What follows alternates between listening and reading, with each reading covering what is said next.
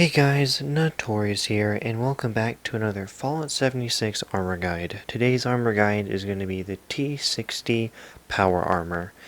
Now, T60 Power Armor is also a really common power armor, next to, of course, T45. Now, the only thing that makes it a bit complicated would be to find the exact levels, or to find like an arm or a leg piece, or sometimes even the helmet. But to find this armor, you're going to have to go to these couple locations. Now, I only know about 6 to 7 locations on the map because I had to find them manually by walking around and looking for them. Looking for locations on the internet is quite difficult, and even if you do happen to find someone who knows where they are, it's going to be 1 or 2, maybe 3 locations. So here are 7 of them. Now, if we go to our map, you're going to want to come to here, this side of the map, and go right here to Firebase, Hancock, and when you spawn there, there should be like a sunken catwalk that wraps around the whole base, and there should be 2 trailers right behind those trailers closest to you, right in the middle of them, will be a power armor set.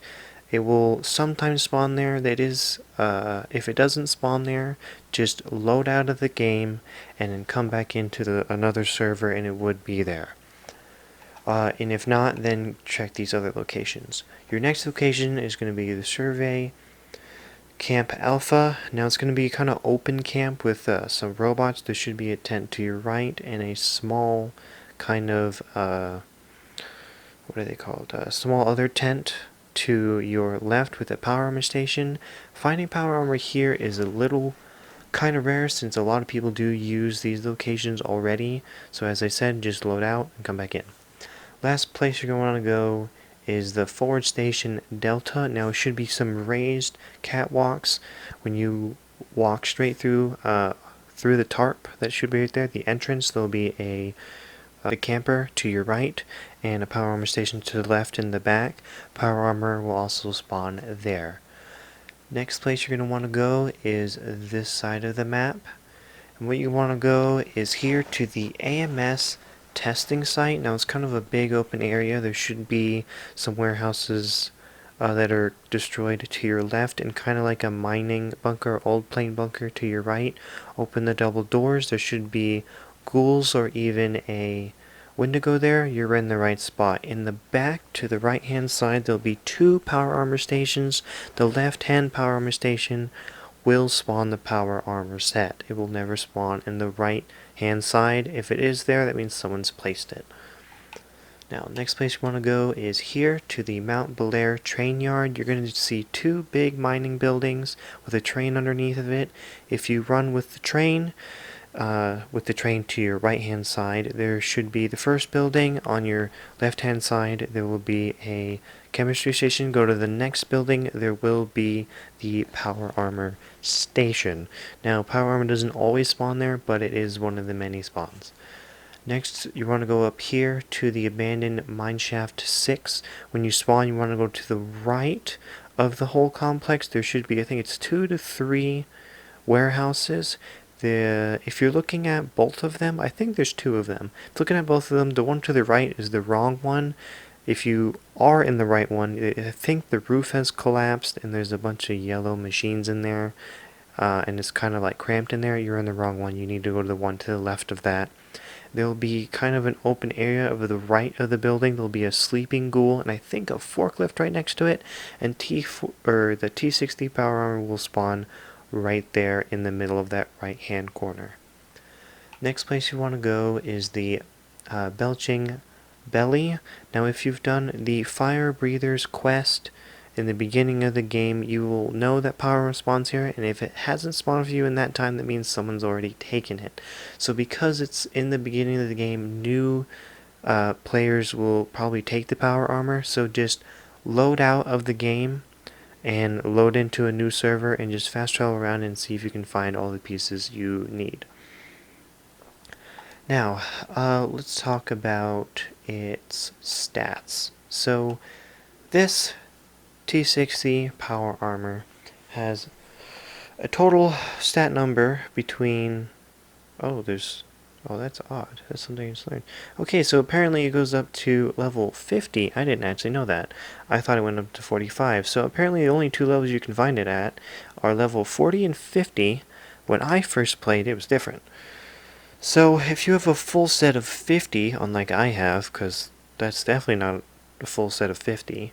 If you have a full set of 50, your damage resistance will be 400, your energy resistance will be 370, and your radiation resistance will be 415. It is the first power armor that I've actually researched that has different stats per damage resistance, energy resistance, and radiation resistance, which is quite interesting. But the effects happen to be the same with every power armor I've done so far. The effects are still 42 damage resistance, or damage reduction, and 90% rad reduction. It would be kind of weird that it has different stats and but has the same effects. Do we know durability? Of course not. Alright, so same as all the other power armors, we don't know the durability. So since this one does not have consistent numbers with it, I could not exactly tell you what it would be. I would guess somewhere between high 300s and 400s, and with improved maybe 500 durability. But I am not incredibly sure. If you wish to test this out on your own, I suggest putting one piece on at a normal durability, like full durability, and get hit or shot and count how many hits it takes for it to turn red and then break. So then you will know exactly how many pieces, or how many times it takes to break the armor. Now we're going to talk about the mods. So if you want mods on your power armor, you're going to want to come to here to the Wotoga Shopping Plaza. Come here to the Phoenix bot, go ahead and trade with him, go over to his notes, and scroll down until you find the T60 power armor plans. And it's T45, T51, and T60 right here near the bottom.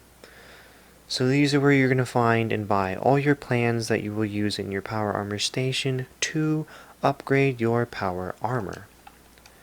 Now the next thing we're going to talk about is going to be the power armor perks and durability upgrades. So go into your specials, or if you have these are what you're going to need. So in intelligence, to have increased durability that we don't know the numbers to, you're going to want Fix It Good. It repairs your power armor to 200% over normal capacity. So basically when you see a normal power armor line, if it's just all yellow and then you see a brighter yellow over it, that means it is improved. Next, you're going to want to be in strength. Right here, Pain Train, damage and stagger enemies while sprinting into them. So basically you sprint into them and it kind of throws them off their game. Next up, you're going to need full charge. I advise you max it out because sprinting and power armor consumes half as much energy, and then if you have it at 2 stars, it consumes 0 of the extra fusion core energy, which is extremely helpful, especially if you guys are having problems with power or the fusion cores. I believe that's it. Alright, next you're going to go to intelligence. You're going to need, we already have Fix It Good, so you're going to want portable power. All power armor parts and chassis weigh 25% less, 50%, and 75% at 3 stars.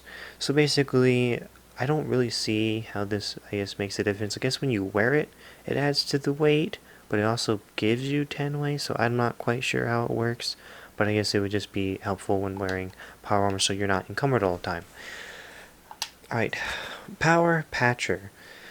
Your power armor breaks 20% lower and is cheaper to repair. If you want it to break less, of course you want the 3-star variant. Now understand, when it comes to the cheaper repair part, just because it says "and" does not mean it is a separate thing that goes with the perk. So it's basically, what it says is, you have a 20% less chance of your armor breaking, and it's 20% cheaper to repair. It's not just cheaper to repair in general.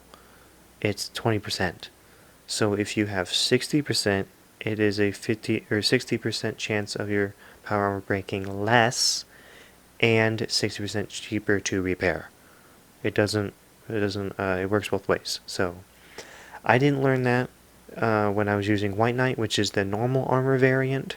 So if you happen to be using White Knight or Power Patcher, make sure you have at least a max version in your inventory, so then it's cheaper for you to repair. Next, you're going to want Powersmith, because if you're putting mods on your power armor, you're going to need this at max. Power User, I suggest you put this at max, or at least 60%, whatever build you're doing. Fusion cores now last 30%, 60%, or it is doubled with 3 stars, which is incredibly useful, especially since I do know people can't find fusion cores frequently like I can. Alright, last one is Stabilized. In power armor, heavy guns gain more accuracy and ignore 50% of target's armor, which is incredibly useful when using any heavy machinery. Alright, I feel like I'm missing something. What am I missing?